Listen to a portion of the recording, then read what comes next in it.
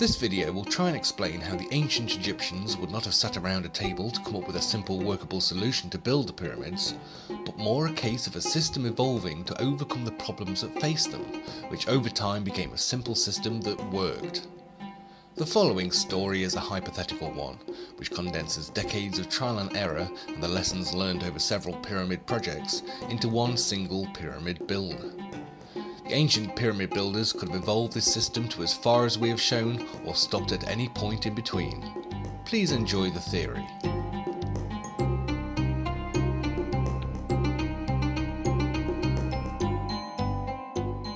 Before the Aswan High Dam was built, the Nile would overflow and flood.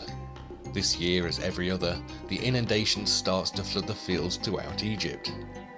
The farmers, unable to work their land for 3 months, have been enlisted to help build a huge monument for their god king to the power of the Egyptian nation.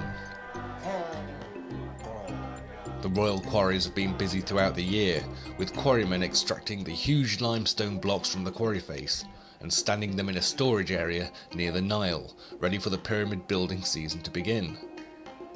The quarry docks are bustling with activity. The quarrymen are keen for the block transport manager, Bob, to clear some space in the storage area, and the managers down at the pyramid building site, Jeff and Eddie, are keen to get started, utilising their huge influx of staff, and all they are waiting for are the building blocks. However, all is not well down at the quarry port. After a huge effort, the loading team managed to get the 10-ton block onto a wooden raft. They all pull together and drag it down the jetty into the mighty Nile. As the raft slowly leaves the jetty and enters into the water, it immediately turns over, the block hanging upside down under the raft. Bob's heart sinks, and he watches as all his workers scurry around to drag the block back out of the water. A few hours pass while the loaders readjust the block, so that it is, yet again, on the raft. And once again they try to float it. As soon as the raft moves away from the shore, the block turns over, yet again.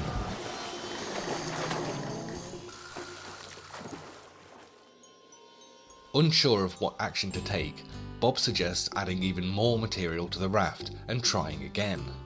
A very unhappy quarry foreman comes down to the dock to remonstrate with the transport manager that the work at the quarry has had to stop, as the storage area is now full, and as far as he can see, hardly any blocks have so far been removed. The argument gets quite heated, and the quarry manager leaves telling Bob to clear the yard or else. Just as the quarry manager has left Bob's office, a messenger from the pyramid building site arrives with a letter from the site manager asking where on earth all his blocks are. He has hundreds of staff waiting and a tight schedule to keep. Meanwhile, down at the dockside, a crowd gathers to see if the latest effort will be able to stay upright. All is going well, as the huge block-laden raft floats gently downstream, the whole team willing it on.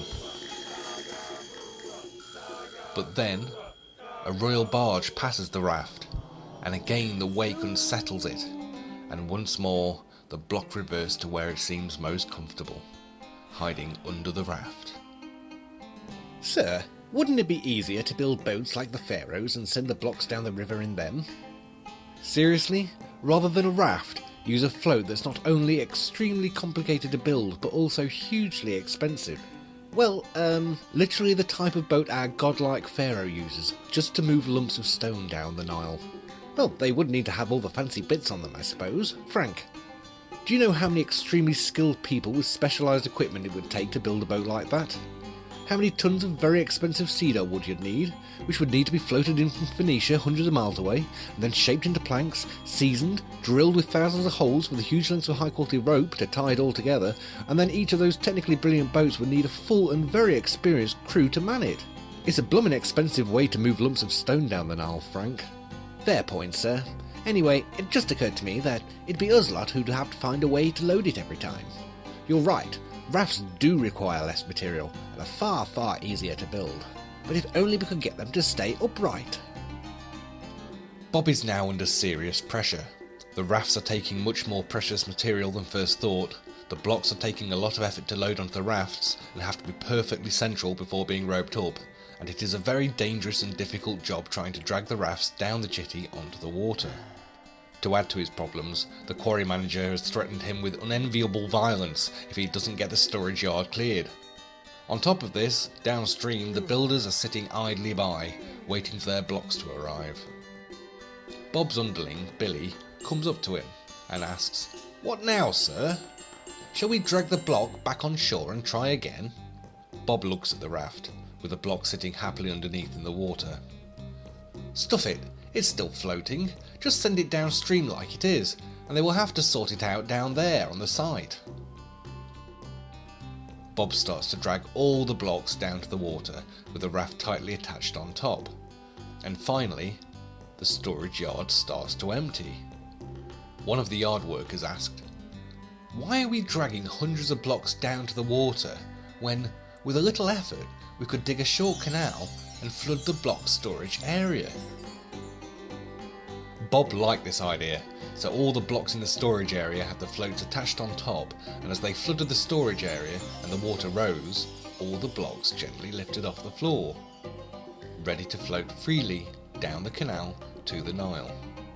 With this new system in place, and with all the time allocated to building large rafts, loading the rafts and dragging the rafts down to the river, the quarry storage area soon started to empty.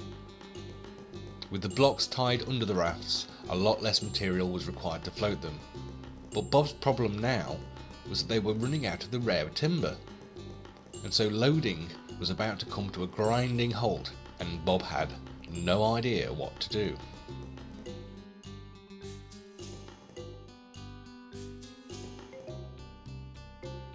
While at home, pondering his problems, Bob's wife tells him to go and bring the children in, who are playing in the river. He walks to the riverside and smiles as he watches a bunch of kids diving off a raft they had all made by weaving papyrus stems together, and the younger children floating on top of their parents' air-filled leather water bags.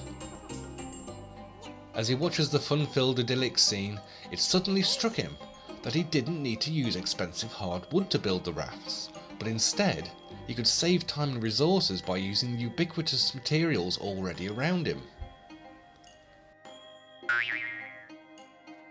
The next day, he sent word to all the local households that there was a job for everyone, no matter what their strength or mobility, making papyrus rafts and inflating old animal skins.